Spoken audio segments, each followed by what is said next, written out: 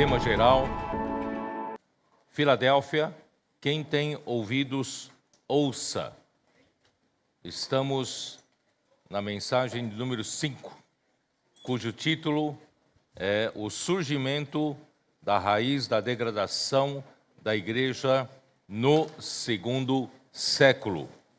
A leitura da Bíblia, Apocalipse capítulo 1, versículo 6, capítulo 5, versículo 10 e 1 Pedro, capítulo 2, versículos 5 e 6.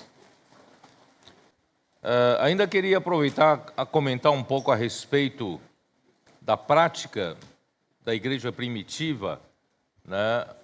A vida da igreja que o Espírito estabeleceu está em Atos capítulo 2, versículos de 42 até 47. Ali diz: e perseveravam na doutrina dos apóstolos e na comunhão, no partir do pão e nas orações. Em cada alma havia temor, e muitos prodígios e sinais eram feitos por intermédio dos apóstolos.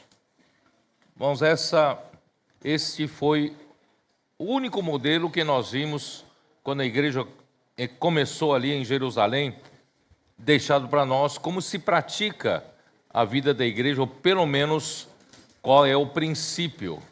E o princípio deixado aqui é que a igreja, ela perseverava, né? Os irmãos ali em Jerusalém perseveravam na doutrina dos apóstolos. Na verdade, essa palavra doutrina, né? Toda vez que fala em doutrina, é ensinamento, tá?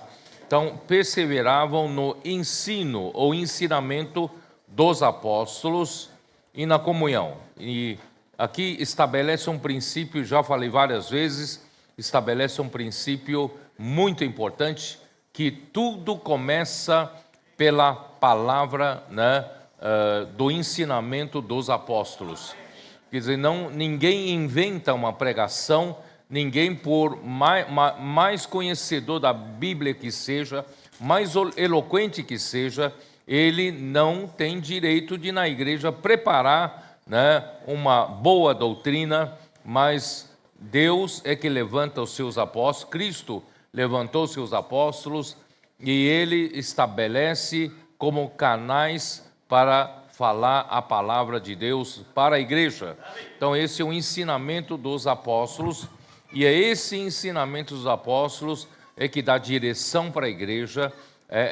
Esse ensinamento dos apóstolos que hoje nós usamos, né, para entendermos melhor, nós hoje usamos como a palavra profética. Então, a palavra profética, quando é falada para a igreja, ela direciona a igreja, ela governa a igreja, ela funciona como os muros de Jerusalém, e dentro dos muros de Jerusalém, quem governa é Deus. E Deus governa através da palavra, e Deus usa os seus canais, que são os seus apóstolos, para dar ensinamento dos apóstolos, e a igreja simplesmente tem comunhão, né, sobre o ensinamento dos apóstolos. Graças a Deus é o que nós estamos fazendo. O Espírito pouco a pouco foi nos trazendo para essa realidade. Hoje nós temos a palavra profética, imediatamente, né, nós temos irmãos, grupo de irmãos já produzindo imersão na palavra, e um grupo já começando a trabalhar no alimento diário, e um grupo já, né, na segunda-feira, no domingo à noite, domingo à tarde, nós já temos a imersão da segunda-feira pronta, e na segunda-feira nós já temos toda a semana pronta. E assim, irmãos, todos os irmãos podem, durante aquela semana, entrar na palavra, imersão, grito de guerra, inculcar a palavra. Imagina só, aquela palavra tão fresca já está sendo, né, trabalhada, ruminada, né, na igreja do Senhor, nos membros do corpo de Cristo. Irmãos, isso é uma coisa impressionante o que o Senhor fez, porque no passado, irmãos, apesar da gente ter ainda procurar produzir com rapidez o alimento diário, para que todas as igrejas seguissem, né, no mesmo passo. Mas havia dificuldade, por exemplo, a língua portuguesa saía primeiro, e depois a língua espanhola, e depois as outras línguas. Então, existia uma defasagem, né, entre um idioma e outro, que hoje ainda pode existir, mas eu acho que está cada vez mais no mesmo passo, né? Mas isso é o alimento diário. Mas a produção e a prática da imersão da palavra, irmãos, é imediata. Para qualquer que seja a língua, português, espanhol, inglês, alemão, francês, italiano, né? Coreano. O que mais? Esqueci alguma coisa? Então, imediatamente na África, eles estão praticando, essa semana estão praticando o mesmo que vocês. Irmãos, olha só o que o Senhor está fazendo. Né? Verdadeiramente, né, essa mesma prática se espalha pela toda a terra. Então, o Senhor realmente tem o seu reino dos céus, vivendo em realidade e produzindo vencedores que participarão da manifestação do reino dos céus. Então, irmãos, essa é a maneira que Deus estabeleceu e né, a igreja deu volta e chegou, graças a Deus, nós chegamos nesse mesmo ponto. Nós voltamos para esse princípio e perseveravam no ensinamento dos apóstolos e na comunhão, né, e com isso produzimos uma vida normal da igreja que é representada, né, pelo partir do pão e nas orações. E em cada alma havia temor, porque é Deus quem governa, não é o homem quem dita regras, e muitos prodígios e sinais eram feitos por intermédio dos apóstolos, os apóstolos que temiam com a partida de Jesus, né, não sabiam o que fazer, não tinham poder para fazer as coisas, mas graças a Deus, também Deus deu poder para eles a executarem a obra de Deus através da palavra, e complementando, né, e todos os que creram estavam juntos e tinham tudo em comum. Eu queria só complementar com isso. Vendiam as suas propriedades e bens, distribuindo o produto entre todos à medida que alguém tinha necessidade.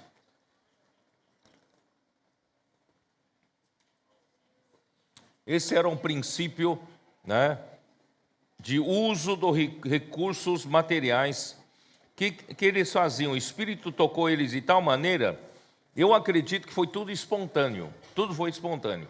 Eles perceberam que eles faziam parte da igreja, do corpo de Cristo, uma coisa orgânica. Então eles eram uma coisa fora do mundo, embora vivessem no mundo, mas não pertenciam ao mundo. Era uma comunidade, né, diferente, extramundo, e de repente todos eles, não importava se eles tinham muitos bens, outros tinham mais propriedades, outros menos propriedades, outros não tinham propriedades, mas todos eles vendiam tudo que eles tinham, entregavam aos pés dos apóstolos, e eles viviam tudo em comum, né? Todo mundo era comum, todo mundo vivia igual.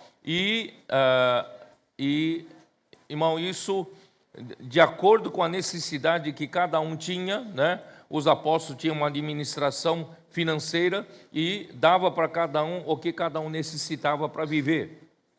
Esse era o princípio. Mas, né, nós falamos isso, que essa prática não deu certo, não teve continuidade, porque realmente é muito complicado, irmãos, viver todos nós em comum, comemos juntos e, né, tem uma caixa só, né, para a necessidade de cada um. Imagina como administrar essa caixa, né? Então era muito difícil. Então, irmãos, mas o princípio permanece. O princípio tem que permanecer, e nós estamos voltando para esse princípio do princípio, né? Então, qual é esse princípio? O princípio é o seguinte: não importa, né, qual a profissão sua, como você, né, faz a gente fala, para ganhar a vida, né? O que você faz, quanto você recebe, não importa. Irmãos, é que todos nós que agora, né, fazemos parte do corpo de Cristo, nós fazemos parte também do potencial de ganhar dinheiro, um potencial de ter recursos financeiros também para nós, para a igreja, para o Senhor. E hoje, nós devemos todos pensar assim, embora o Senhor não exige que você venda suas propriedades, né, e fazer com que todos vivam em comum, as suas propriedades, seus bens continuam sendo seus, mas você tem a consciência de que tudo que eu tenho é do Senhor. Eu sou apenas um administrador, né, dos bens que o Senhor me confiou. Então, irmãos, o Senhor vai cobrar de nós. Cada um de nós deve ser, em lugar de entregar tudo na mão dos apóstolos, como era na igreja primitiva, e depois a igreja primitiva, os apóstolos, né, eu tenho que pagar mensalidade escolar. Aí os apóstolos davam para você o dinheiro, pagar mensalidade. Imagina a dificuldade de administrar isso. Quanto mais, né, cresce o número de irmãos. Irmãos, não é melhor você mesmo administrar isso? Só que pensar que esse dinheiro é do Senhor. E o Senhor me dá liberdade de eu administrar. Ele entregou a responsabilidade de eu administrar, né, o dinheiro que está na minha mão, mas é dele. Ele deu a responsabilidade de eu administrar. Então, conforme eu vou pagando mensalidade para o meu filho, aluguel da casa, né, supermercado, tal, e eu sei que esse dinheiro é do Senhor. Então, eu vou ter temor de usar em coisas que eu não necessito. Os irmãos estão entendendo? Então, aí todo o restante, irmãos, é do Senhor. O Senhor me supre para a minha necessidade. Irmãos, isso não é comunismo. Não é comunismo dizer, então, porque se for dessa primeira maneira, dessa primeira prática, pode dar uma ideia de comunismo, porque imagina só, todo mundo tem caixa comum, aí você tem um carro melhor que o outro. Como é que fica? Né, Alexandre? Como é que fica? Você tem um carro melhor que o outro vai dizer, peraí, nós não temos caixa comum, né? Porque você tem... Não, o Senhor não exige isso de você. Cada um tem um padrão de vida, o Senhor permite você viver aquele padrão de vida, certo? O Senhor não precisa que você rebaixe o seu padrão de vida, né, para outro levantar o padrão de vida do outro. Não é comunismo. Mas o Senhor entrega a responsabilidade de administrar o dinheiro dele para você. E o Senhor vai cobrar um dia. Por isso, irmãos, vamos administrar bem os recursos do Senhor. Os recursos que estão nas nossas mãos, irmãos, foram dados pelo Senhor. Então, o Senhor, o que nós vamos administrar, irmãos, é usar para realmente necessidade nossa, para a nossa família, não é isso? Tudo que nós precisamos usar, o Senhor não vai reter. Não, vamos usar. Mas assim, a minha cabeça, irmãos, é que tudo que eu tenho é do Senhor. É para avanço da obra do Senhor, avanço do Evangelho, tá? E quando é entregue para o apóstolo, irmão, não vai no bolso dos apóstolos. É para a obra expandir. É para avançarmos na África, para avançarmos na Europa, na América do Norte, Oceania, no Oriente, né? Para a obra do Senhor, né? Para nós pregarmos o Evangelho a toda a terra habitada, para trazer o fim logo. Mas não faz muito sentido ficar vivendo aqui na terra, é ou não é? Se não é para cumprir a vontade de Deus. Qual é a vontade? Qual é a graça? Qual é a graça a gente viver aqui? Graça o quê? Tem muito dinheiro, tem um bom carro, tem uma boa casa. Irmão, isso não traz satisfação. A graça de viver aqui, mas viver para fazer a vontade do Senhor, né? E trazer o reino de Deus de volta, edificar a casa de Deus. Irmão, esse é o nosso encargo, é ou não é? E então, nosso dinheiro deve ser usado para isso. Tá? Então, aí, irmãos, o Senhor, né, até hoje, o Senhor está nos fazendo avançar mais um passo. Surgiu uma necessidade África.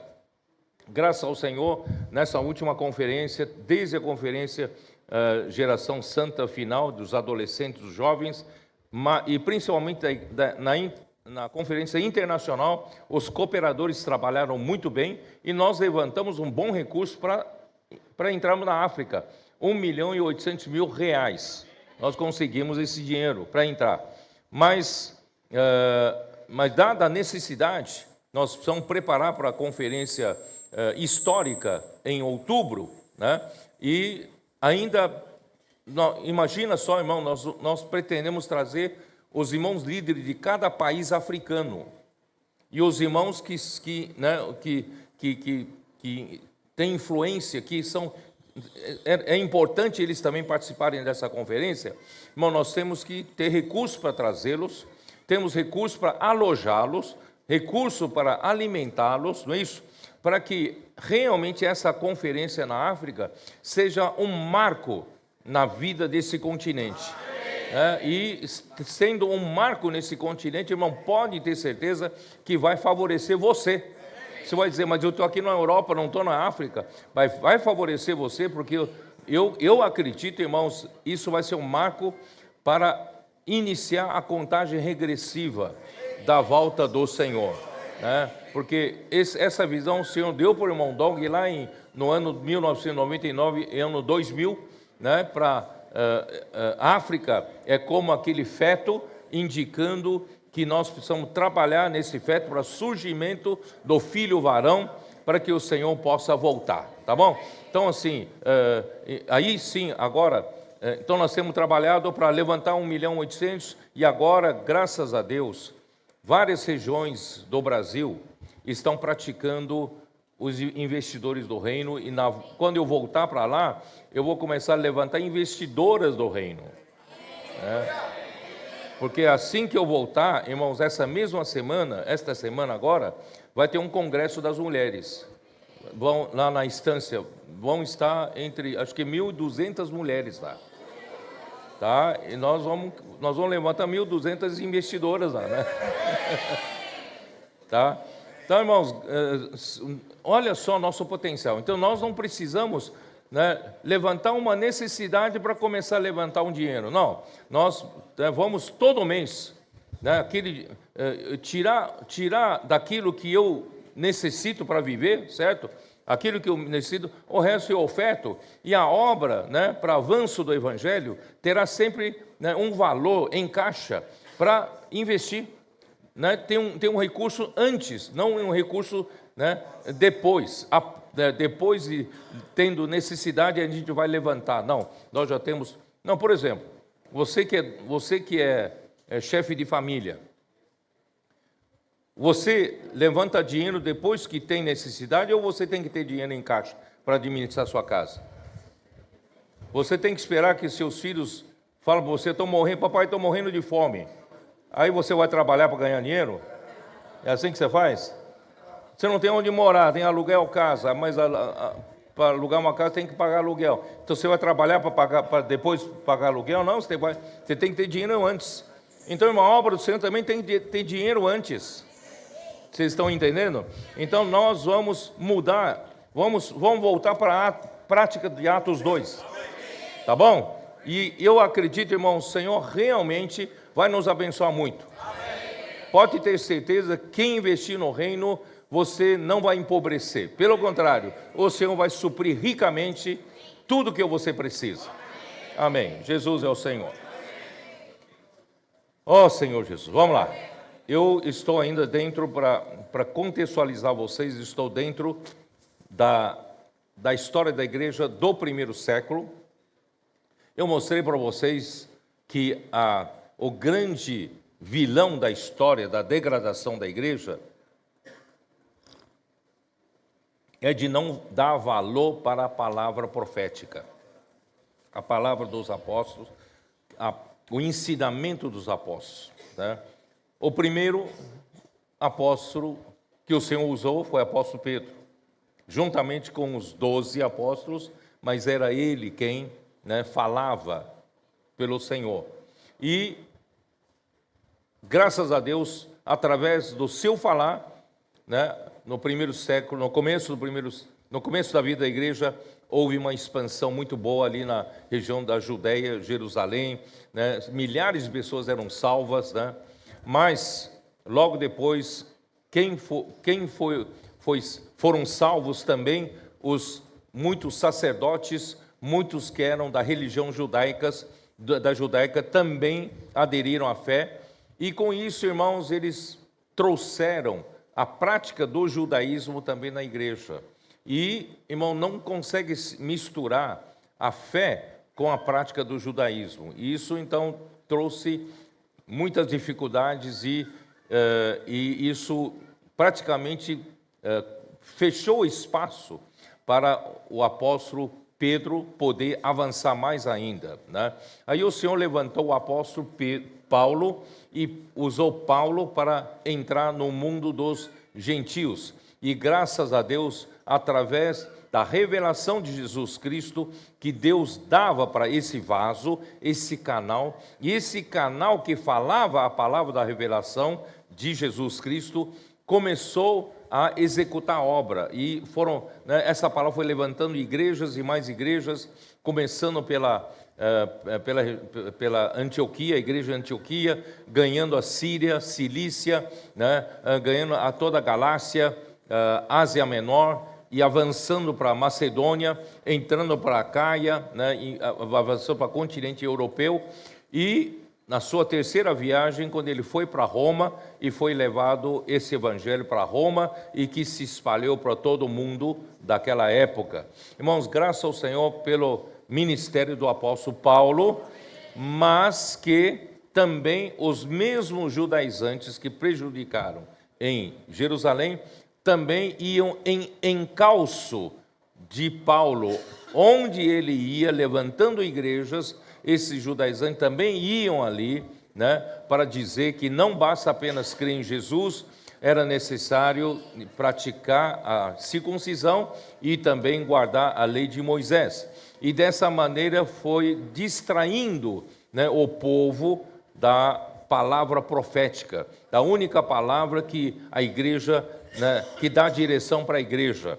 Irmãos, dessa maneira, né, trouxe tirou os irmãos do foco da palavra que o Senhor estava trazendo através do apóstolo Paulo. E não só isso, ali era costume, né, havia cultura grega, e a cultura grega é uma cultura de democracia. Por isso, irmãos, que também eles achavam que na igreja deveria ser mais democrático, né? E não é só Paulo falando, Paulo trazendo a palavra de Deus, mas também outros homens eloquentes poderiam também, né, participar dessa ministração da palavra. Por isso que em Corinto surgiram partidos, né, divisões, dizendo eu sou de Paulo, eu sou de Cefas, eu sou de Apolo, e outros dizendo eu sou de Cristo. Aí começou a trazer a confusão por causa da cultura da democracia dos gregos. Irmãos, a igreja não é democrática. A igreja tem um governo teocrático. É Deus quem governa. Não é a democracia que governa a igreja.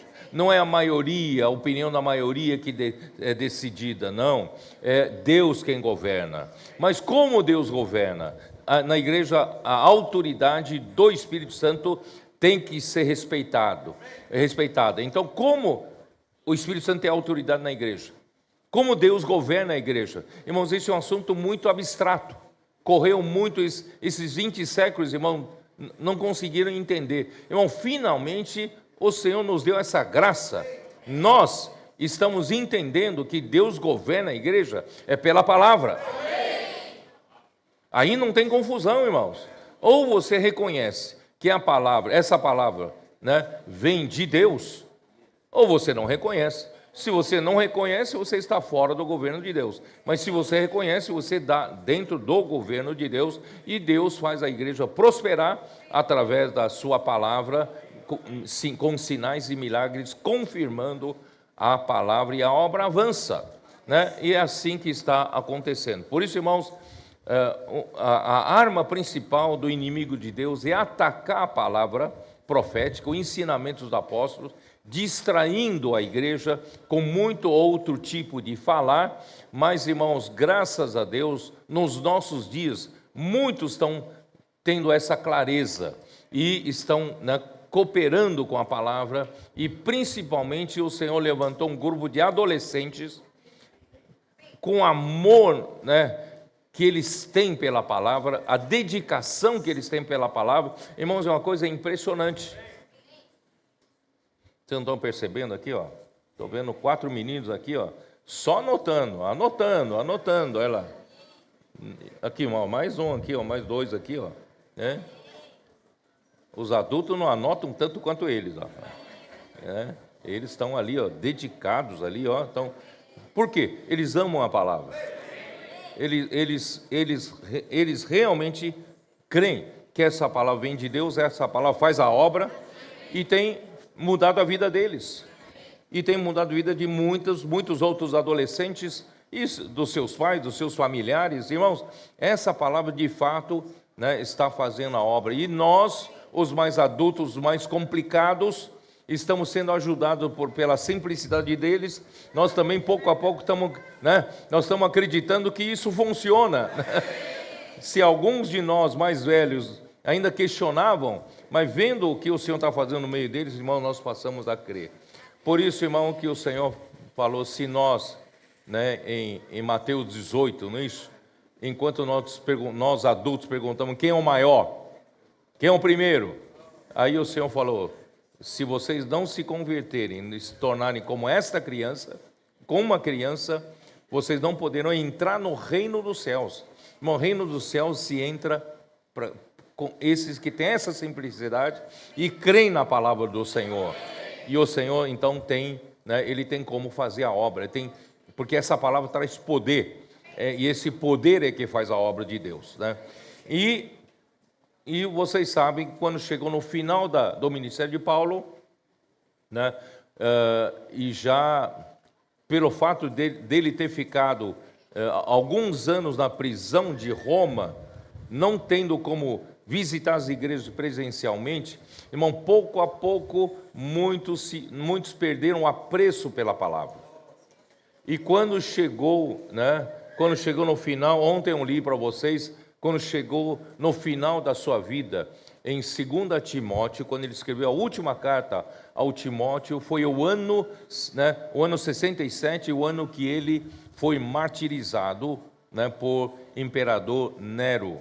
E assim, irmãos, terminou o seu ministério. E quando ele escreveu a última epístola, ele disse, todos da Ásia me abandonaram. Alguém que foi tão usado pelo Senhor. Irmão, se você quer ter clareza sobre o plano de Deus na Bíblia, você tem que ler as epístolas de Paulo. Não tem como. O Senhor deu grandes revelações para esse homem. Irmãos, e no fim, todos da Ásia me abandonaram.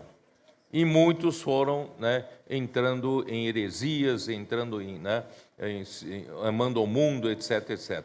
E isso, irmão, para nos advertir, nós não podemos nunca perder o amor pela palavra profética e crer que essa palavra faz a obra de Deus.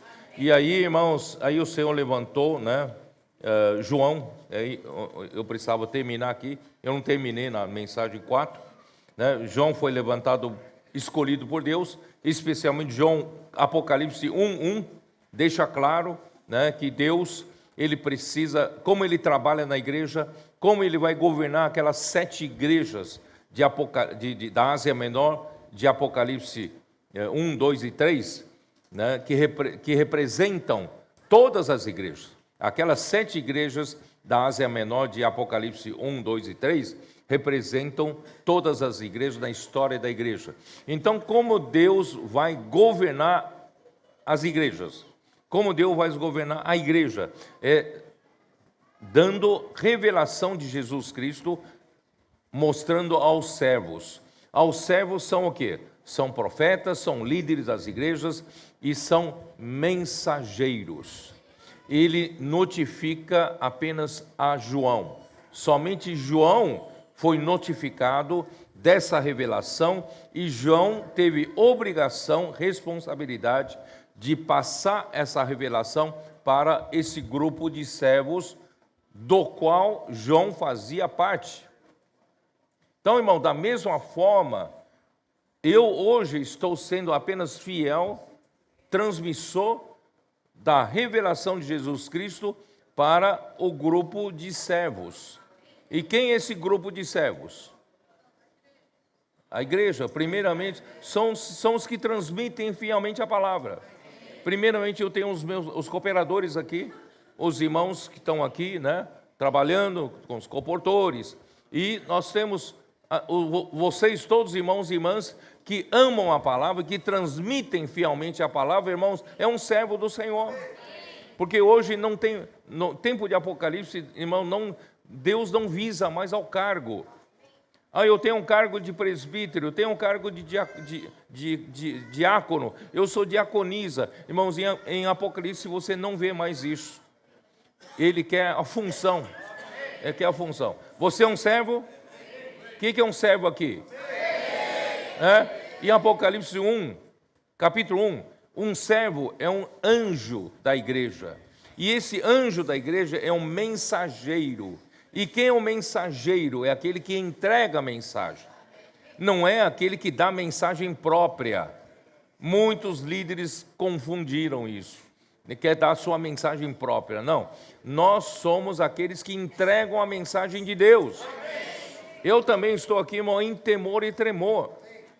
Vocês não sabem quanta pressão eu tenho para não falar por mim mesmo, não dar a minha própria palavra. Irmãos, nós somos fiéis transmissores da palavra de Deus.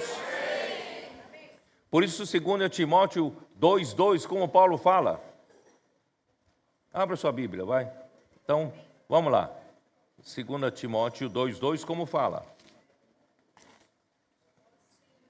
E o que de minha parte ouviste, através de muitas testemunhas, isso mesmo transmite a homens fiéis e também idôneos para instruir a outros, ou para transmitir a outros. Irmão, quem é esse grupo de servos? Pode muito bem ser esses adolescentes, não é? São todos aqueles que ouvem, né, do apóstolo Paulo e transmite fielmente e com idoneidade, com honestidade. Não entrega com outras intenções, entrega um produto correto, né, de uma maneira correta. Então, irmãos, esses são os transmissores das mensagens, são os servos do Senhor no tempo de Apocalipse. Você pode ser um servo. Pode ser que você não tenha um título de cooperador. Eu não quero também que o cooperador seja um título, né? Então, seja uma função, mas você pode ser um fiel transmissor da palavra do Senhor. É isso que o Senhor precisa restaurar entre nós. Aí, então, João, irmãos, ele foi usado para tentar te trazer, né? Eu vou ler o que eu preparei aqui, tá? O ministério de João conduz a igreja de volta para a importância da palavra, da vida e da edificação de Deus. Deus precisa edificar através da igreja, através da palavra.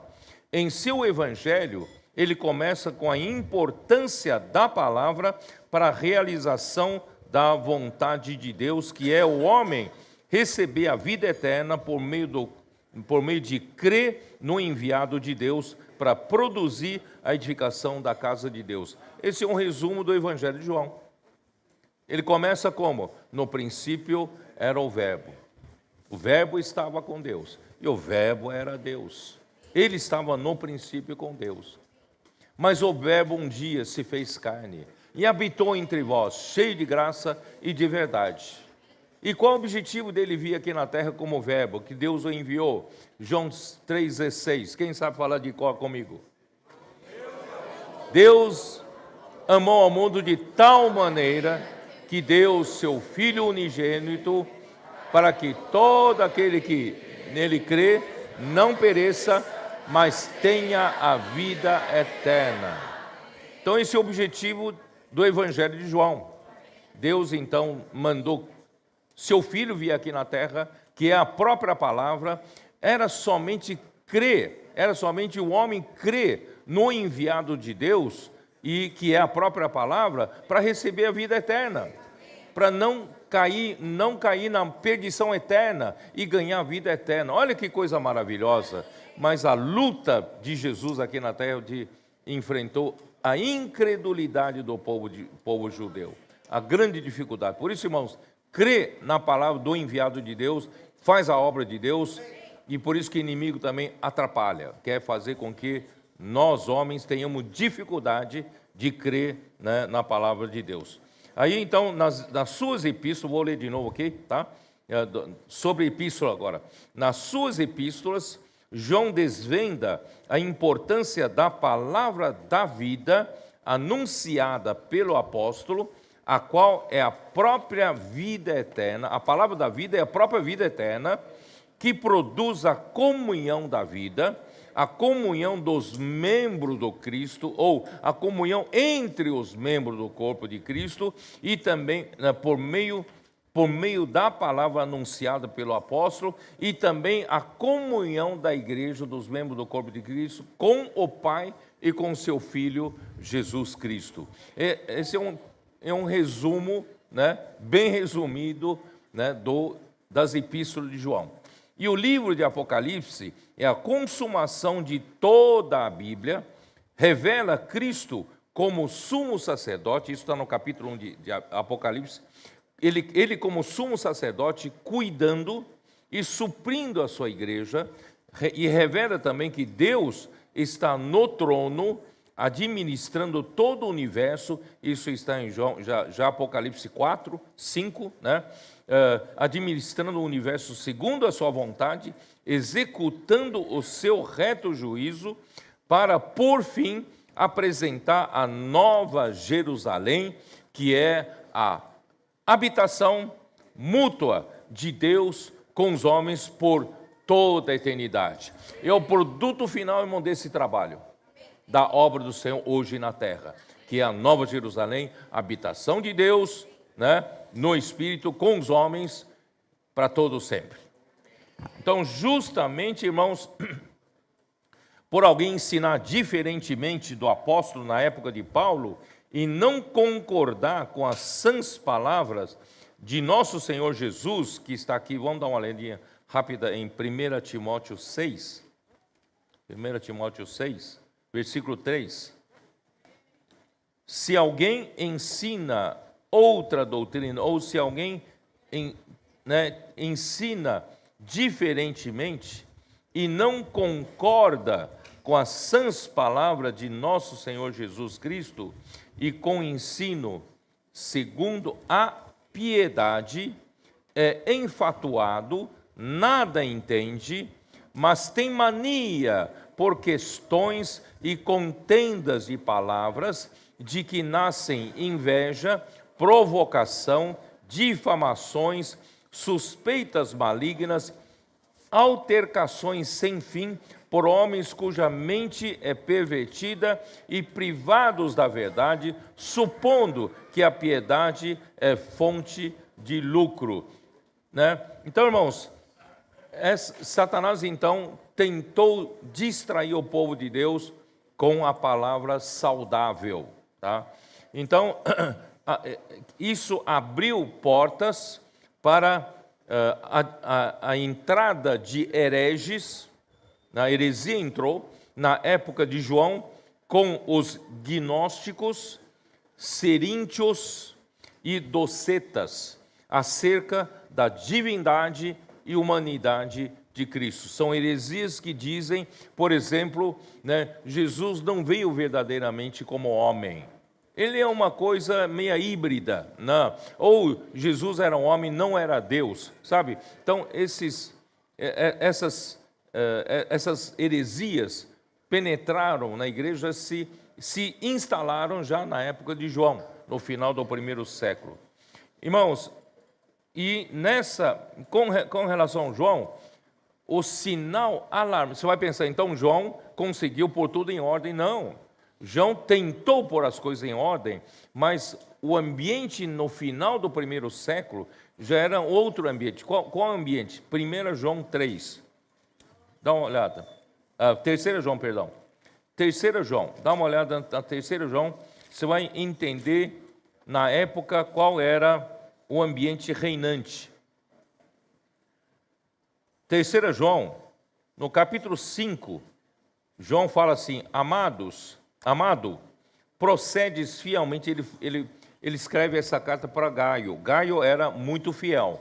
Amado, procedes fielmente naquilo que praticas para com os irmãos, e isto fazes, mesmo quando são estrangeiros, os quais perante a igreja deram testemunho de teu amor.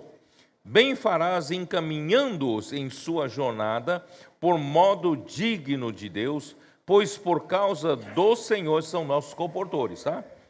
Por causa do nome foi que saíram, nada recebendo dos gentios, portanto devemos acolher esses irmãos para nos tornarmos cooperadores da verdade. Nossos comportores estão percorrendo aqui a Europa, né? Indo de país em país. O que eles estão fazendo, irmãos? Eles estão fazendo por amor ao Senhor. Estão pregando o evangelho do reino, não é isso? E se você acolher esses tais, você estará, né? E não só acolher em amor, né? E também encaminhá-los em amor, vocês estarão sendo cooperadores da verdade. Então, no tempo de João, João estava se esforçando em fazer a igreja voltar para ensinamento saudável, apreciar a palavra profética, né? Voltar para esse clima maravilhoso que o Senhor estabeleceu como corpo de Cristo, esse clima orgânico que hoje está entre nós, sabe? Mas, irmãos, o ambiente já não era esse. Versículo 9. Escrevi alguma coisa à igreja, mas Diótrefes, que gosta de exercer a primazia entre eles, não nos dá acolhida. Quer dizer, já tem lideranças das igrejas que já não consideram João como apóstolo que trazia a palavra saudável, a palavra apostólica para a igreja, já rejeitava todo o trabalho de João e também rejeitava todos os missionários que João estava enviando para levar o evangelho e a palavra saudável, a palavra profética para aquela região, né? Então ele não nos dá acolhida porque ele ama a primazia, que esse é o primeiro. Lembra que eu falei de Mateus 18, versículo 1, né? Os adultos estão mais preocupados em quem vai ser o primeiro no reino dos céus, né? Na cabeça dos adultos é posição, quer ser o primeiro. E esse ambiente voltou aqui no final do primeiro século, né? Gosta de exercer a primazia. Versículo 10, por isso, se eu for aí, far-lhe-ei lembradas as obras que ele faz, né? Como é que é? Que ele pratica, as obras que ele pratica, proferindo contra nós palavras maliciosas, quer dizer, não só indo contra a palavra profética, inventando calúnias, né, palavras malignas, maliciosas, contra o apóstolo João. E não satisfeito com estas coisas, nem ele mesmo acolhe os irmãos, como impede os que querem fazê-los e os expulsa da igreja. Então, esse era um ambiente, tentando competir com o apóstolo João, né? Amado, não imites o que é mal, senão o que é bom. Aquele que pratica o bem procede de Deus, aquele que pratica o mal jamais viu a Deus. Tá?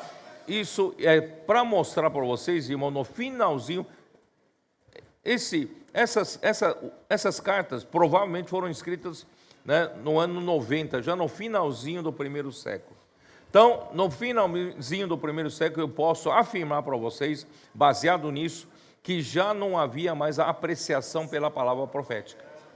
Já não havia consideração ao apóstolo João. E achando, né, já surgiram liderança nas igrejas que competiam com o apóstolo João, né, e não apreciando a sua palavra e querendo tomar posição, primazia na sua região. Irmãos, isso não é... Esse é o motivo pelo qual, irmão, depois de João, Deus não levantou mais outro apóstolo ali no final do primeiro século, no começo do segundo século, tá? E isso vai muito bem, irmãos, da advertência que eu li ontem de Atos capítulo 20, né? Atos capítulo 20, que Paulo já advertiu, ele já pressentiu que iria acontecer o que aconteceu no final do primeiro século. Atos capítulo 20, né? Vou ler de novo, versículo 29, ele diz: eu sei que depois da minha partida, entre vós penetrarão lobos vorazes, que não pouparão o rebanho. Eles, para alcançar o objetivo, a sua ambição própria, eles não poupam o rebanho, sabe?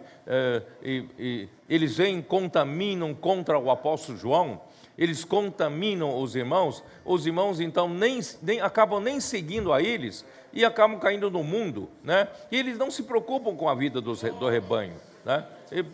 Desde que não sigam João, para ele estar contente. Olha só que coisa, né? E que dentre vós mesmos se levantarão homens falando coisas pervertidas para arrastar os discípulos atrás deles. Quer dizer, eles querem seguidores. Eles querem seguidores, querem ser o quê? Eles querem ser famosos na obra cristã, né? Querem ter fama, querem ter primazia. Irmãos, infelizmente, isso está no homem natural. Tá? Que o Senhor possa tratar-nos, né, o nosso coração, purificar o nosso coração, tá? Ó Senhor Jesus. Então eu vou terminar aqui, né, pelo menos essa parte, porque eu não consegui ainda entrar na mensagem 5, tá?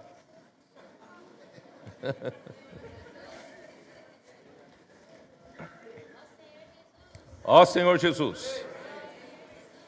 Esse clima de busca pela primazia na igreja favoreceu aqueles que ambicionam posição para obter privilégios, poderes sobre outros para interesse pessoal. Não trabalham para o corpo de Cristo, não trabalham para trazer o Senhor de volta e só querem levantar a sua própria obra para ambição própria. Ó Senhor Jesus.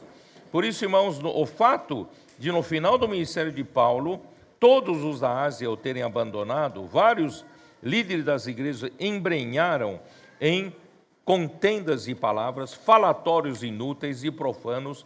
Poucos eram, como Timóteo, fiéis ao ensino dos apóstolos. Somado à situação do final do primeiro século, a época de João, líderes como Diótrefes, que se apartaram do ensino dos apóstolos, fazendo a sua obra paralela, podemos afirmar, irmãos, que poucos apreciavam a palavra profética, que dava direção do Senhor para a igreja, porque não davam mais importância a ela. Por esse motivo, a meu ver, o Senhor não levantou mais apóstolos para dar sequência a João, para dar direção à igreja pela palavra. Então, esse foi o principal motivo da degradação. Tá? Eu vou tentar agora ser mais rápido, tá? Ó Senhor Jesus. Qual é o problema? Qual é o problema? É não apreciar a palavra profética. Não dar valor à palavra que o Senhor, né, fala com a igreja. É por isso, irmão, nas 7 igrejas de Apocalipse, vamos dar uma olhada. 7 igrejas de Apocalipse, 2 e 3, para cada igreja que ele fala. É isso, mas ele começa sempre assim: ao anjo da igreja em tal lugar, escreve estas coisas, diz. Irmãos, tem que atentar à palavra que o Senhor diz. Não é aos que querem disputar posição, não. Mas vamos ter ouvidos para ouvir o que o Senhor diz. Aí então, no final, sempre tem, né, quem tem ouvidos, ouça o que o Espírito diz às igrejas. Porque naquele tempo já não se ouvia mais o Espírito, não se ouvia mais a voz do Senhor. Isso em todas as 7 igrejas, né? Essas coisas diz o Senhor, tal. Então, irmãos, é muito importante nós voltarmos para o princípio, que é realmente amar a palavra que o Senhor dá através do ensinamento dos apóstolos e ter comunhão nesse ensinamento. Então, qual foi, né, a centelha que incendiou, né, que queimou essa apreciação pela palavra do Senhor e que provocou toda a degradação do Senhor? Irmãos, aqui, ó, vamos lá. no capítulo 2 de Apocalipse, a primeira carta, a carta à igreja em Éfeso, o Senhor já alertou para mais um problema, tá? Aqui, ó.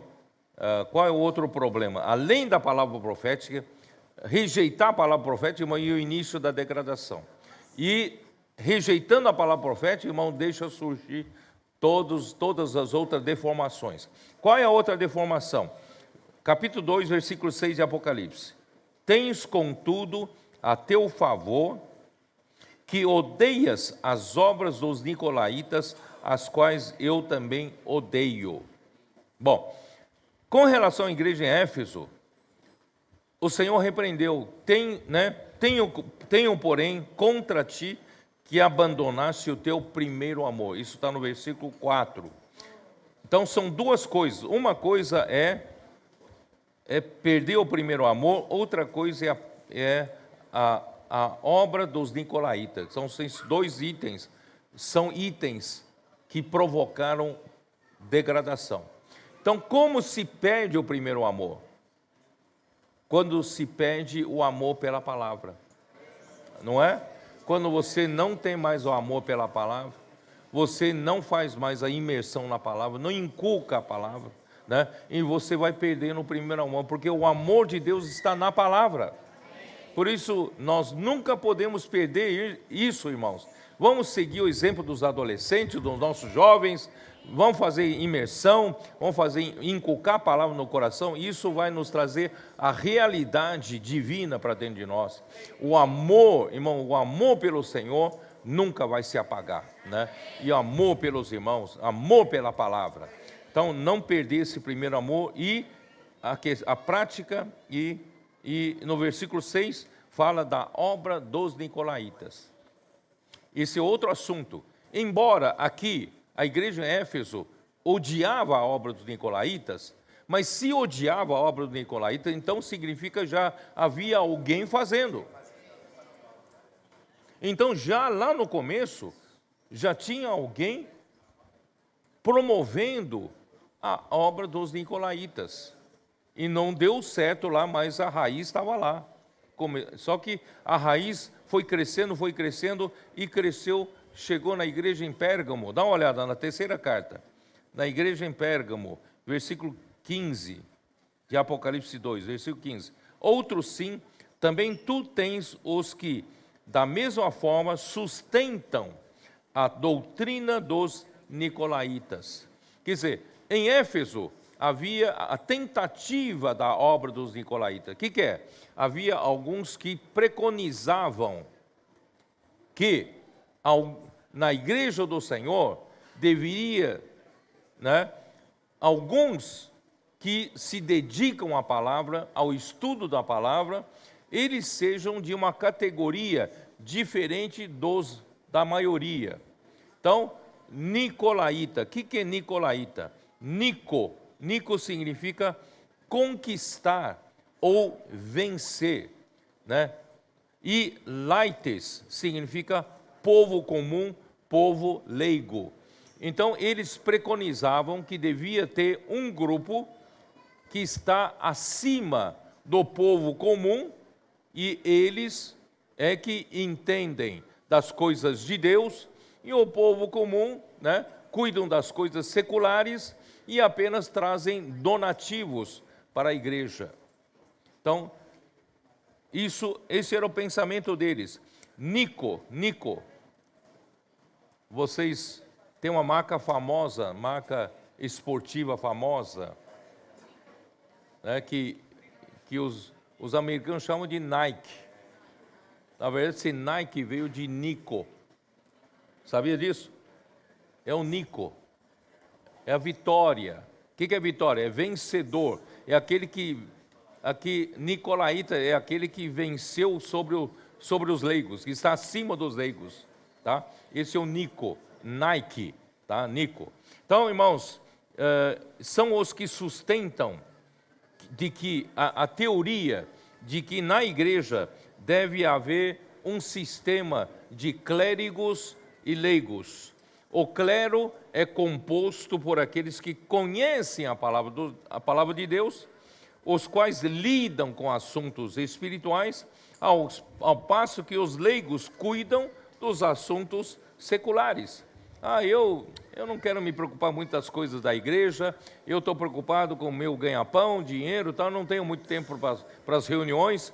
Não, deixa aqueles irmãos ali, né, o Grimaldi, o Tarek, esses irmãos aqui cuidam dos assuntos da igreja, aí eu vou trabalhar e né, eles não vão se queixar não, porque no domingo de manhã eu vou lá, deposito o dinheiro que eu ganho, né, tal, e eles vão ficar contentes, né? Irmão, não é assim na igreja. Não é assim na igreja. Irmão, na igreja todos são membros do corpo de Cristo. Não tem uma classe especial, né, que entende a palavra e o resto não entende a palavra. Não, todos nós precisamos da palavra. Agora, irmãos, a imersão na palavra está mexendo com todos os membros. Todos os membros têm oportunidade, irmão, de inculcar a palavra no coração, tá? E então, irmãos, ó Senhor Jesus, eu vou ler, irmãos, para vocês. Vou dizer para vocês que esse modelo dos nicolaítas veio de onde? O modelo de uma classe especial que serve ao Senhor e a outra classe secular, irmão, de onde veio esse modelo? Esse modelo veio do judaísmo. Judaísmo. Deus queria que todo o seu povo que ele tirou do Egito fosse sacerdotes. Em Êxodo 19, como quando Deus chamou para si, ele disse, vamos ler. Vamos tranquilo, não tenho pressa, tá? Se não conseguir terminar também não tem problema. É ou não é? Importante é as coisas ficarem mais, né?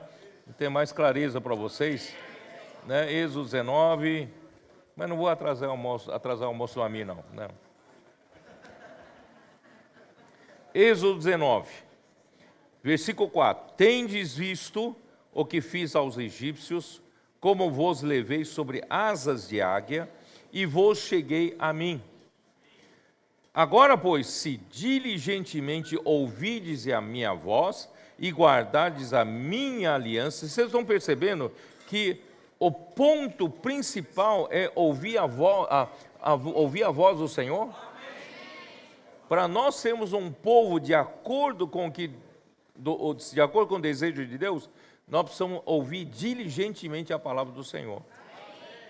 Graças ao Senhor, hoje nós temos, né, um grupo que faz transcrição, que ouve uma vez, 2 vezes, 3 vezes a mensagem, né, fazem imersão, porque são os que ouvem diligentemente a palavra, e não só ouvem diligentemente a palavra, mas praticam, colocam em prática e produzem a obra do Senhor na igreja, tá?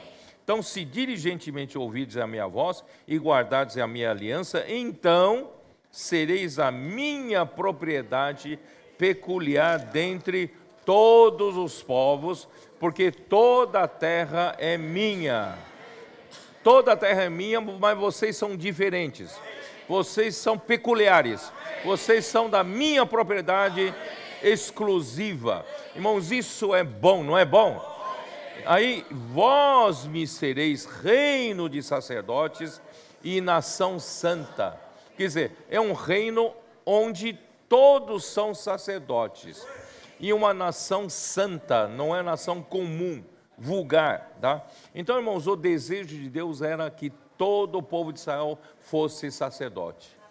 Mas o povo, né? Moisés demorou para descer no monte. O povo já adorou, pediu para Arão, confeccionou um bezerro de ouro e começaram a adorar, dançar, beber, né, em função disso, e começaram a declarar que esses são os deuses que os tirou do Egito. Olha só que blasfêmia. E aí, né, que Moisés falou assim, quem está do meu lado? Quem está do lado do Senhor? Quem foi para o lado dele? A tribo de Levi.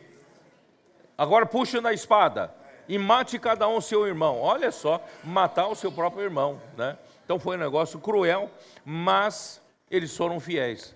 Então Deus fez da tribo de Levi uma tribo de sacerdotes. Então eles não tinham propriedade. Quando se distribui a terra para 12 tribos, eles não tinham propriedade, porque Deus disse, a herança deles sou eu e eles são a minha herança. Eles não precisam ter nada aqui na terra, e outras tribos têm que lembrar deles, né, cuidar deles. Bom, irmãos, o que quer dizer isso? Por causa do pecado da adoração ao ídolo de bezerro de ouro, o sacerdócio recaiu a uma só tribo. Isso não era desde o princípio assim. Desde o princípio Deus queria que todos fossem sacerdotes. E finalmente, irmãos, com a igreja, ele quer realizar esse sonho.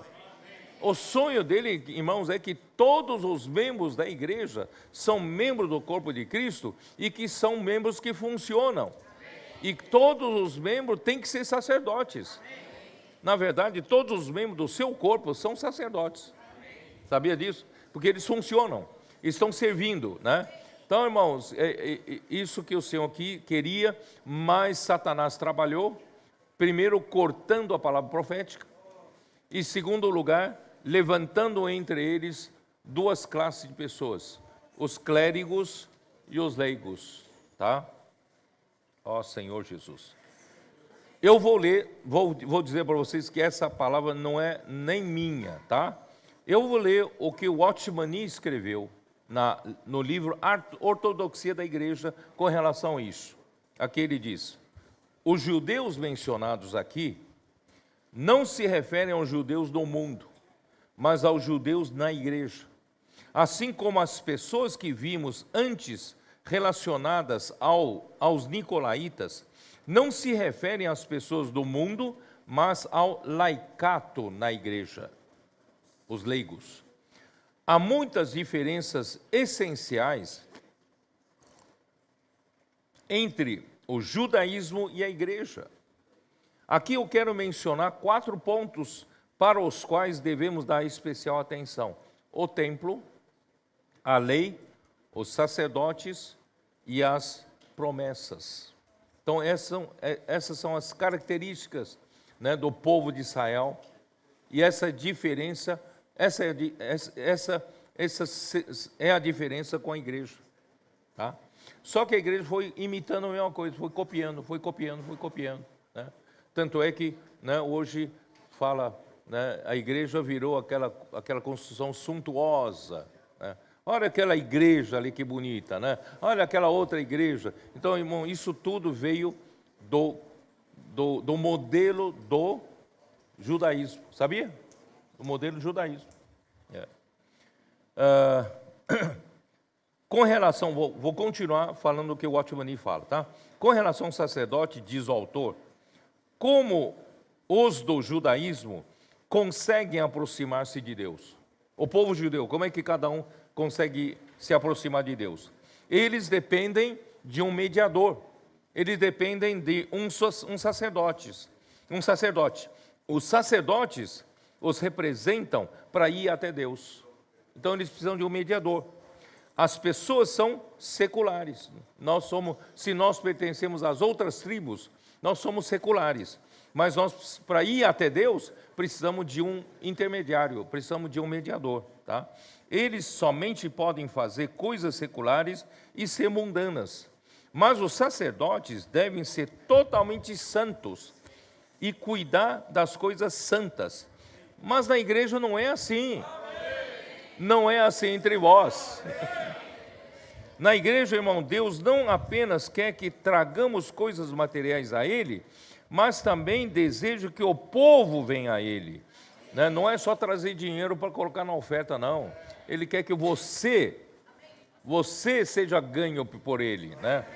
Mas, né, quais as palavras de blasfêmia falada pelos judeus, um grupo de pessoas na igreja em Esmirna estava dizendo: se aos irmãos é permitido fazer tudo, se os irmãos podem batizar as pessoas, podem partir o pão, assim não há qualquer ordem, isso é terrível. Eles queriam estabelecer uma classe mediadora. Não sei se vocês entenderam o que o Watchman quer dizer, né? Como é que qualquer um de vocês aqui podem vir aqui e abençoar o pão? Como é que qualquer um de vocês, né, podem fazer uma oração aqui, né? Vocês não podem fazer, vocês são do povo leigo, né? Vocês podem batizar as pessoas? Não, para batizar as pessoas tem que ser um pastor ordenado, ou um sacerdote, pode ser um padre, não é isso? Então tem que ser alguém ordenado da classe clerical. Você é leigo, você não pode fazer isso. Irmãos, então eles dizem, está tudo sem ordem, né? Tudo bagunçado, qualquer um pode levantar, compartilhar, orar, né? Que negócio é esse? Né? Aí ele continua, e ainda mais agora, né? Grito de guerra, né? Os adolescentes aqui, né? É muita bagunça, né? Bagunça santa, né? E aí ele continua: o cristianismo de hoje já tem sido judaizado. O judaísmo tem os sacerdotes, enquanto o cristianismo tem os padres que são rigorosos, os clérigos que não são tão severos e os pastores, né, comuns no sistema pastoral. Os padres, os clérigos e os pastores cuidam das coisas espirituais. Sua única expectativa quanto aos membros da igreja é o donativo. Desde que eles cuidam da relação com Deus, e vocês só precisam trazer dinheiro. Infelizmente era isso, né? Deixe-me dizer-lhe, toda vez que a igreja chega ao ponto de somente poucas pessoas cuidarem das coisas espirituais, tal igreja já caiu. Agora eu vou falar do livro do Andrew Miller. No seu livro, A História da Igreja, volume 1, Andrew Miller também fala sobre esse assunto. A distinção entre clérigos e leigos foi sugerida pelo judaísmo, e a inventividade humana logo aumentou a separação. O bispo gradualmente assumiu o título de pontífice, porque logo no segundo século, irmãos, principalmente o Inácio, ele preconizou, primeiro, os bispos são diferentes dos presbíteros. Os bispos são uma classe superior aos presbíteros, isso não é bíblico, certo? Não é bíblico. Essa classe de bispos é que deve governar a igreja. Eles se reúnem de tanto em tanto para ditar a direção da igreja, o que as igrejas vão fazer daqui para frente. E são eles quem definem. Irmãos, passou a ser governo humano, de opiniões humanas, não é mais governo do Espírito. Assim, a igreja começou a descer ladeira abaixo. Tá? Outro veneno é que o bispo era chamado de pontífice. O que é pontífice? Quem sabe? Hein?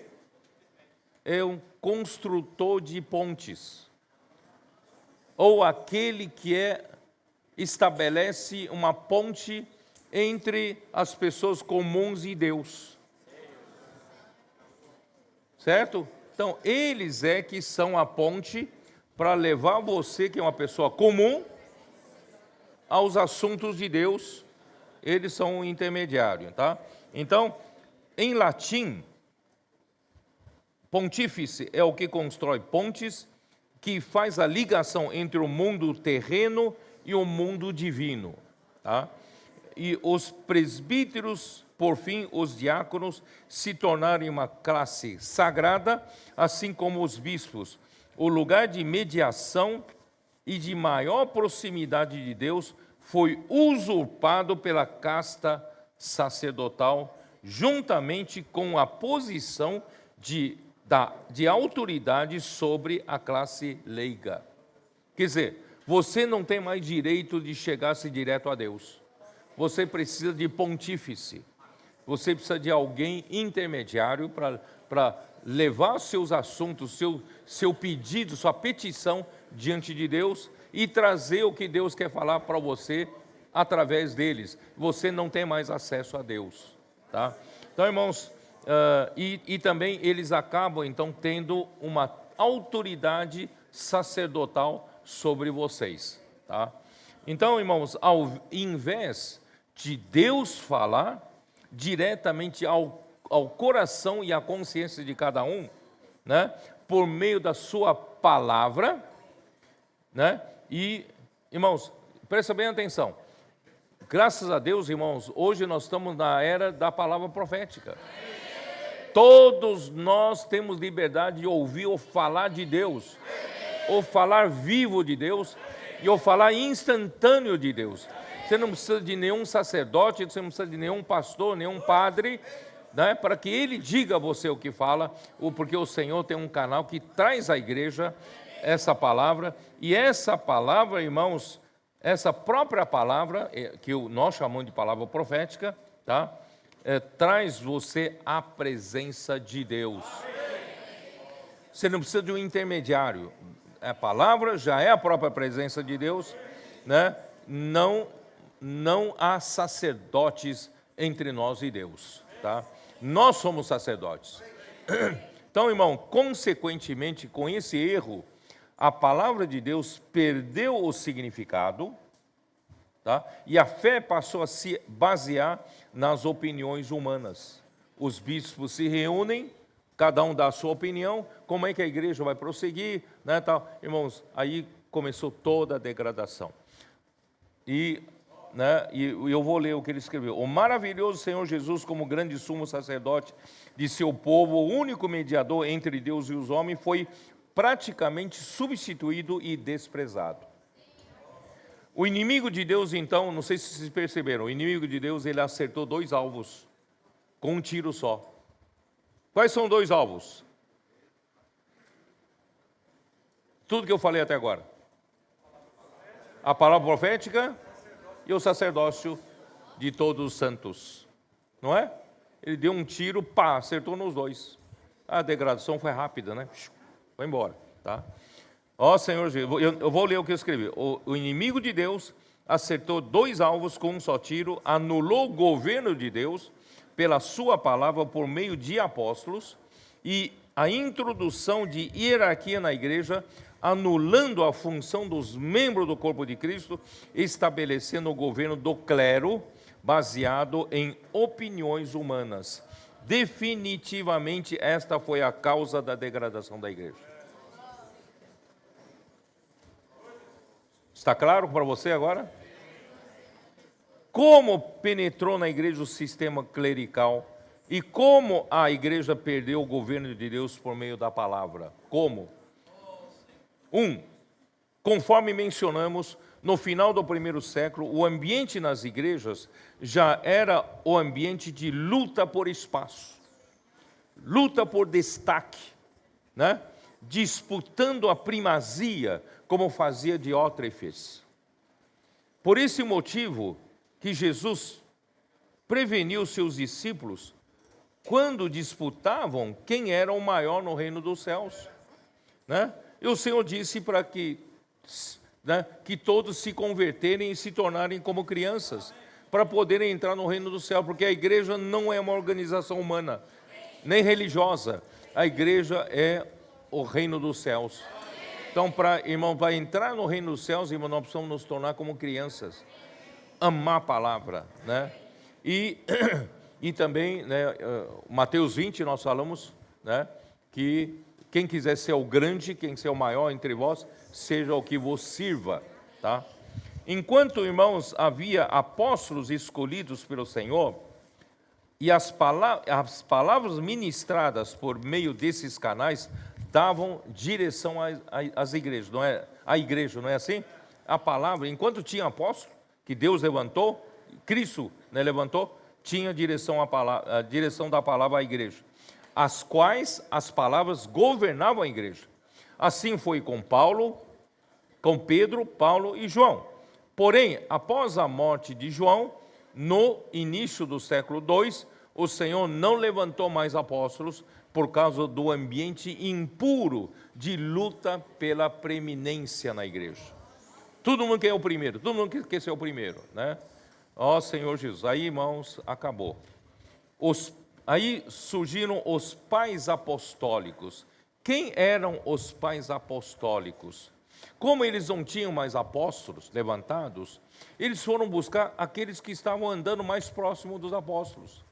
Aqueles que andaram com Paulo, aqueles que andaram com João, né? E eles começaram a serem alçados a um plano superior, tá? Eles foram chamados de pais apostólicos. Vou ler aqui. Como o Senhor não levantou mais apóstolos depois de João por motivos expostos, os discípulos que acompanharam os apóstolos, de repente, foram alçados a uma posição especial, né? Os seguidores imediatos desses apóstolos, né, no passado, se tornaram pais apostólicos. Por exemplo, Clemente foi um cooperador de Paulo no Evangelho, isso está em Filipenses 4:3, vocês vão achar esse nome Clemente. Juntamente com Clemente havia Policarpo, Inácio e Barnabás, tá? Mas, não obstante, os altos privilégios que desfrutaram como discípulos dos apóstolos, logo se afastaram. Eu estou lendo o que o Andrew Miller escreveu, tá? Logo se afastaram das doutrinas que lhes haviam sido confiadas, em especial quanto ao governo da igreja. Olha, foi Andrew Miller que escreveu, não sou eu, tá? Esses que eram seguidores dos apóstolos, irmãos, não foram fiéis, tá? Então, segundo Andrew Miller, as suas cartas, a carta desses seguidores dos apóstolos, não são a palavra de Deus. Não é minha afirmação, a afirmação da Andrew Miller. As suas cartas não são a palavra de Deus, estão no campo da tradição. Inácio foi um dos primeiros pais apostólicos, ele se tornou bispo de Antioquia, a metrópole da Ásia, por volta do ano 70. Ele morreu cerca de 7 anos depois da morte do apóstolo João, isso já no início do século II. Morreu, né, enquanto João, né, e ele era discípulo de João. Inácio era discípulo de João. A expectativa, Andrew Miller escreve, a expectativa era de que tal pessoa, né, tivéssemos ensinos perfeitamente semelhantes ao apóstolo, aos do apóstolo, mas isso não aconteceu. Isso não aconteceu. Os textos de Inácio e de todos os outros pais são totalmente diferentes das Sagradas Escrituras. Porque o nosso único guia fiel e seguro é a palavra de Deus, né? Então, na ausência dos apóstolos levantados pelo Senhor depois de João, a igreja ficou sem o governo do Espírito Santo por meio da palavra. A igreja começou a andar em deriva, né? Como um navio sem leme, em deriva, tá? A igreja ficou sem o governo do Espírito Santo por meio da palavra de Deus, falada pelo profeta escolhido para dar direção ao povo de Deus. Logo, os pais apostólicos contornaram a situação, criando o governo dos bispos, trocando o governo de Deus por governo dos homens. Presbíteros eram pessoas mais maduras, escolhidas pelos apóstolos para cuidar do rebanho de Deus, como bispos, supervisores, né? Como eles eram chamados de bispos, os presbíteros eram chamados de bispos porque eram supervisores, faziam obra de supervisão. Vamos ler, vai. Eu queria poupar vocês, mas Atos 20, versículo 17, de Mileto, mandou a Éfeso chamar os presbíteros da igreja. Então, Paulo navegou até Mileto, mandou que chamassem os presbíteros da igreja em Éfeso para chegar até Mileto, para ter comunhão com ele. Aí o que ele falou no versículo 28? Atendei por vós e por todo o rebanho sobre o qual o Espírito Santo vos constituiu bispos para pastoreardes a igreja de Deus, a qual ele comprou com seu próprio sangue. Quer dizer, os presbíteros eram pessoas mais maduras entre os primeiros cristãos que foram escolhidos naquela cidade, foram levantados pelo apóstolo naquela cidade, e eles eram bispos na função. Bispo significa supervisor, episcopos, né? Supervisor, aquele que olha, né, por cima, ele é o supervisor. Então, bispo significa a função de um presbítero. Mas eles inventaram que os bispos é uma classe superior aos presbíteros e criaram o governo dos bispos, o episcopado, tá? Isso foi invenção. Todavia, irmãos, um se refere à sua condição espiritual e outro se refere à sua função. Todavia, por conveniência, fizeram de bispo uma categoria superior ao presbítero, criando a hierarquia na igreja que tanto mal fez a partir dessa invenção. Principalmente, irmão, nos escritos de Inácio, por volta do ano 107, tá? Exigindo, nos seus escritos, Inácio exigia maiores honras e o supremo lugar aos bispos. Tá? E mesmo que a sua intenção seja boa, temendo divisões na igreja, por falta de um apóstolo, porém acabou caindo na armadilha de Satanás, que é o sedutor de todo mundo. Em Apocalipse 12, 9, diz que Satanás é o diabo, ele tem a capacidade de enganar o mundo inteiro. Ele é muito sagaz. Enganou até o Inácio, enganou os pais apostólicos. Irmãos, pois com a criação da hierarquia, ativou no homem o grande fascínio pelo poder, pelos títulos, pela autoridade na igreja. O homem já tem essa ambição, não tem? A hora que eles criaram a hierarquia, pronto, ativou o que estava, né, dentro do homem natural. Então, irmãos, a ideia principal das cartas de Inácio exigia a total submissão dos leigos ao clero, assim constituído, pensando em um governo forte, humano, para evitar erros.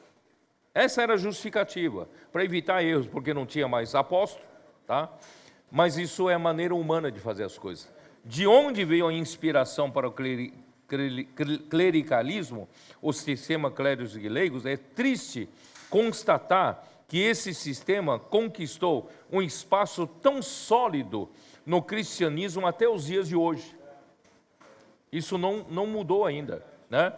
A distinção entre bispos e presbíteros, entre a ministração clerical e o sacerdócio comum de todos os santos, e a multiplicação de templos vieram como consequências e se proliferaram com rapidez. Contudo, por mais que seja difícil traçar a invasão do clericalismo, o seu modelo era a sinagoga. André Miller, que falou aqui. Então, irmãos, aí a Igreja Católica seguiu esse modelo de templos, né? E criando templos cada vez mais suntuosos. Irmãos, esse é o modelo da sinagoga, modelo do judaísmo. Aos poucos foram introduzidos também os ritos e cerimônias. Irmão, nós começamos a perder liberdade de reunir, liberdade, tudo, então entra numa certa, né? Tem os ritos, tem as cerimônias, a semelhança do judaísmo, e também, irmãos, e também a roupa, né? Como é que fala? né? O paramento, né? O vestimento sacerdotal, irmão, começou a introduzir também na igreja. Então, portanto, acreditamos firmemente que o clericalismo se originou no judaísmo. André Miller afirma isso. Desde a época dos apóstolos até hoje, a raiz de toda a estrutura e do domínio do clericalismo ainda está presente. Sem dúvida, a filosofia e a heterodoxia, que é ensinamento diferente, fizeram muito para corromper a igreja. Ele fala filosofia e heterodoxia, eu falo a palavra, a negação da palavra profética. Tá? Fizeram muito para corromper a igreja, levando-a a se associar com o mundo, mas o sistema clerical e tudo o que lhe pertence está fundamentado na religião dos judeus. André Miller.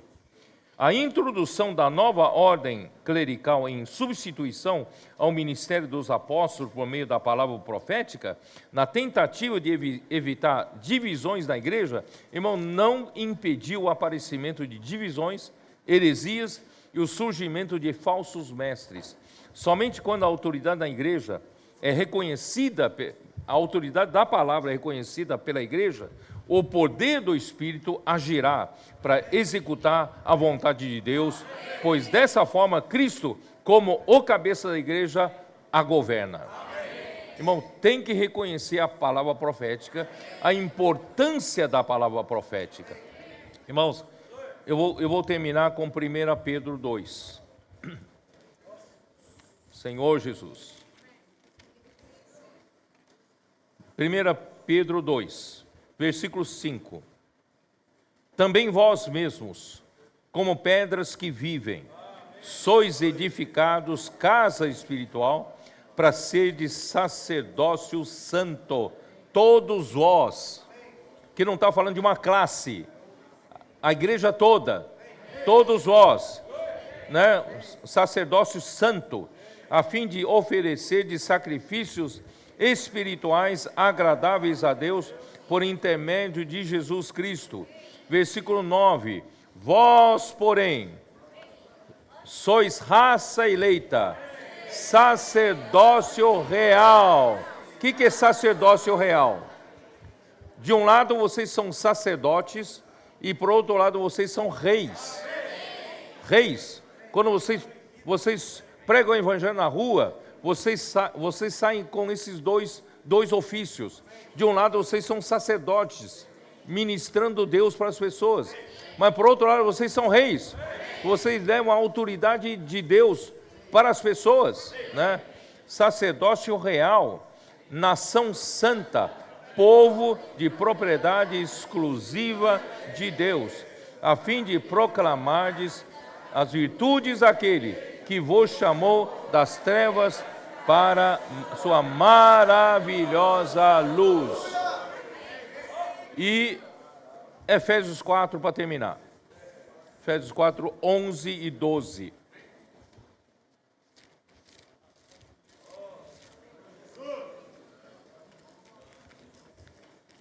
E 12.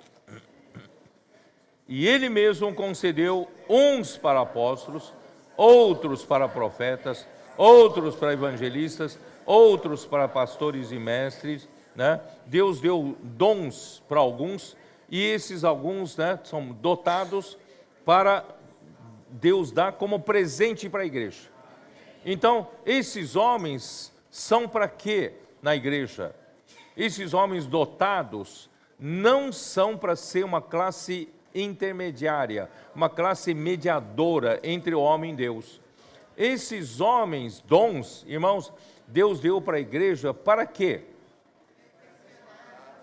Não para substituir a função de cada membro, mas para aperfeiçoar os membros para funcionar como sacerdotes. Tá? Então, o quê? Com vistas ao aperfeiçoamento dos santos para o desempenho do seu serviço. Essa frase não está bem traduzida. Se você for na tradução, na versão King James atualizada, ali vai dizer assim: com vistas ao aperfeiçoamento dos santos para a obra do ministério, para a edificação do corpo de Cristo. Qual é a obra do nosso ministério? Você sabia que você também tem um ministério? E eu também estou no mesmo ministério, e nós estamos aqui, nós visamos fazer a obra desse ministério. E qual é a obra desse ministério? É a edificação do corpo de Cristo. Em outras palavras, nós não temos uma classe superior de clérigos na igreja para substituir os demais. Não, nós temos sim irmãos que o Senhor deu para a igreja, irmãos, pessoas dotadas para aperfeiçoar os outros, para fazer com que todos sejam membros que funcionam, que são sacerdotes, que servem a Deus, irmãos, que edificam o corpo de Cristo. É isso que o Senhor está restaurando entre nós, esse organismo vivo. Nós não somos uma igreja, como é que fala? Igreja engessada, com sistema clérigos e leigos. Irmão, graças ao Senhor, nós temos uma igreja que é o corpo de Cristo. Membros vivos do corpo de Cristo, um organismo vivo. E a palavra de Deus vem nos suprir, fazer circulação de vida, e vamos funcionando, vamos edificar a igreja e pregar o evangelho do reino. Vamos trazer o Senhor de volta, amém! Amém, amados irmãos. Estamos imensamente felizes com a obra que o Senhor tem feito em Cabo Verde. Por meio da palavra profética, temos visto os milagres, prodígios e sinais. Atualmente temos uma equipe de 6 comportores em praia, uma casa bem localizada, onde funciona o CEAP e também local de reuniões. Está oficialmente inaugurado. Há aproximadamente 2 meses foi inaugurado o CEAP Cabo Verde, e durante esse período, grandes coisas o Senhor tem feito através da comportagem dinâmica. Foram mais de 1.200 livros semeados, e cremos que muito mais o Senhor fará. Na casa de adolescentes, 15 adolescentes vêm todos os fins de semana. Entre eles, muitos foram frutos do Vem e Ver. Temos acompanhado o transformar que a palavra tem operado na vida deles. A imersão tem mudado o comportamento deles, não somente em casa, mas também na escola.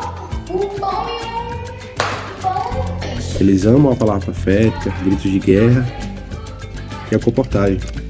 Pela simplicidade e coração puro deles, a igreja tem sido renovada e nossas reuniões transbordam de alegria.